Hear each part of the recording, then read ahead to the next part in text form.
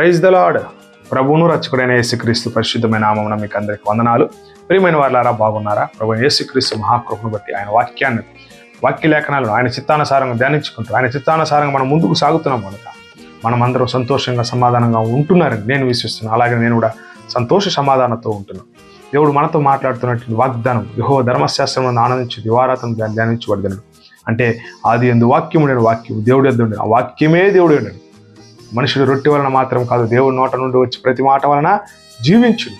దాని తర్వాత ఆయన చెప్తున్నటువంటి మాట 119వ కీర్తన 50వ వాక్యం సెలవిస్తుంది, నీ వాక్యం నన్ను బ్రతికించి ఉన్నది, నా బాధలలో ఇదే నాకు నెమ్మది కలిగించుచున్నది. ప్రియమైన సహోదరుడా, సహోదరి, నిన్ను బ్రతికిచ్చేది ఆయన యొక్క వాక్యమే. అది మాత్రమే కాదు, ఒకవేళ నువ్వు బాధలో ఉన్నవా, కష్టంలో ఉన్నవా, ఇబ్బందిలో ఉన్నవా, వేరెవరైనా ప్రార్థన చేస్తే నాకు జరుగుతుంది అంటున్నా కుదరదు. ఇక్కడ చెప్పబడిన మాట ఏంటంటే, నీ వాక్యము నన్ను బ్రతికించుచున్నది, నా బాధలలో ఇదే నాకు నెమ్మది కలిగించుచున్నది. వాక్యమే బాధలు నెమ్మది కలిగించేది.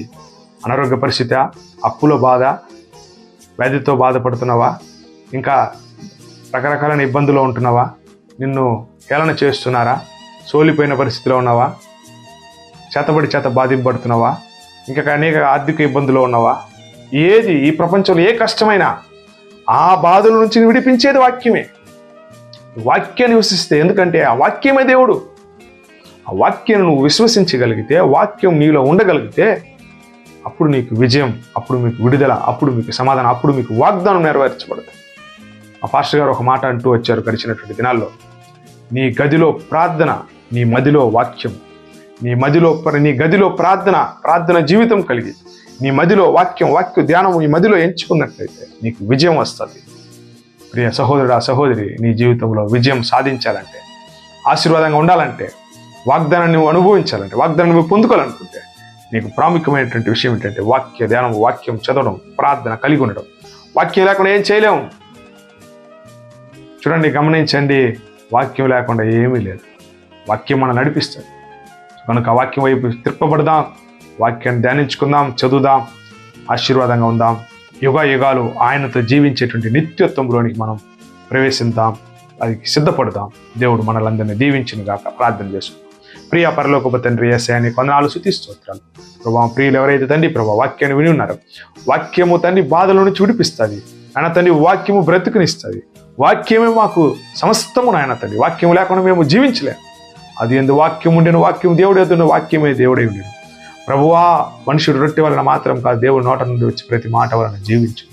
వాక్యం బాధల్లో విడుదల కలిగిస్తుంది తండ్రి, నెమ్మదిని కలిగిస్తుంది. నీ వాక్యం లేకుండా మేము జీవించలేము.